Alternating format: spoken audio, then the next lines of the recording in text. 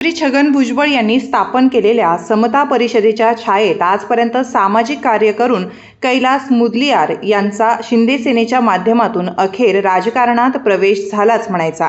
राजकारणातली अशीच एक पायरी चढून यशाच्या शिखरावर पोहोचण्यासाठी त्यांना भविष्यात संयम बाळगण्यासारखी बरीच पथ्ये पाळावी लागणार असल्याचं जाणकार सांगतात।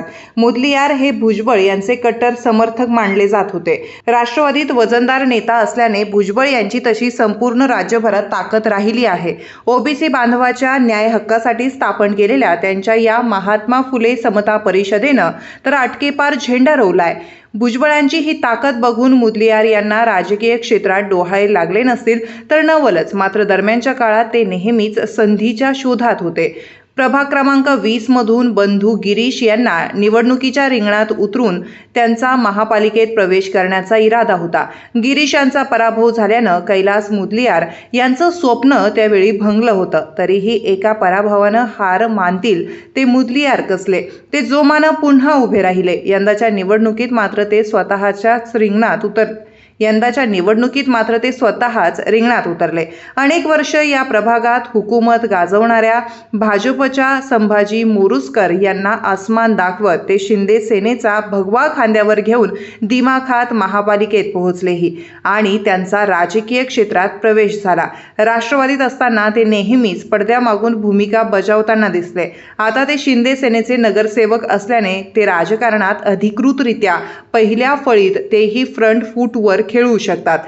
अर्थात नाशिक रोड देवळाली व्यापारी सहकारी बँकेच्या वार्षिक सर्वसाधारण सभेत त्यांनी स्वतःच आपल्या व्यक्तिमत्वाचा दर्शन घडवून दिला आहे। आता कुठं सुरुवात झाली आहे, भविष्यात बऱ्याच संधी त्यांना उपलब्ध होणार आहेत, पण संयम ठेवणं गरजेचं आहे। सुहास कांदे आमदार होण्याआधी शेतकऱ्यांची अर्थवाहिनी समजल्या जाणाऱ्या जिल्हा मध्यवर्ती सहकारी बँकेत उपाध्यक्षपदी विराजमान झाले होते। अर्थात आमदार होण्यासाठी त्यांनी नांदगाव तालुक्यावर पूर्णपणे लक्ष केंद्रित केलं होतं। जनतेची पिण्याच्या पाण्याची तहान भागवण्यासाठी त्यांनी अनेक वेळा स्वतःचा खिसा रिता केला होता। म्हणजे जिल्हा बँकेच्या उपाध्यक्ष पदावर मिळालेली संधी ही त्यांना आमदारकीची कवाडे खुली करून देण्यास पूरक ठरली म्हणायची। आज नांदगाव मतदारसंघावर त्यांनी आपला राजकीय खुंटा घट्ट रोवलाय। मुदलियार यांना अनेक वर्षाच्या मेहनतीनंतर मिळालेलं नगरसेवक पद हे राजकारणातील संधीच म्हणावी लागेल। भविष्यात त्यांना व्यापारी बँकेवर सत्ता गाजवण्याची संधी मिळू शकते।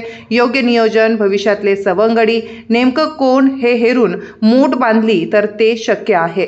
कांदेच नाही तर शिरीष कोतवालही जिल्हा बँकेचे उपाध्यक्ष म्हणून पद भूषवत असताना आमदार म्हणून दिमाखात विधानसभेत पोहोचले होते, याला इतिहास साक्षी आहे। तसंच व्यापारी बँकेवर जाऊन सभासदांची सेवा करण्याची संधी यदा कदाचित मुदलियार मिळवतीलच, तर ना जाणो ते भविष्यात आमदारही होतील।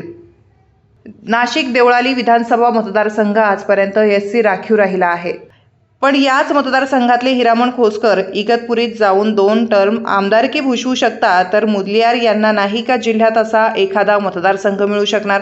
राजकारणातल्या ह्या संधी हस्तगत मुदलियार यांना डोक्यावर बर्फ, तोंडात साखर आणि कमालीचा संयम ठेवावा लागणार आहे, हेही तितकंच खरं आहे।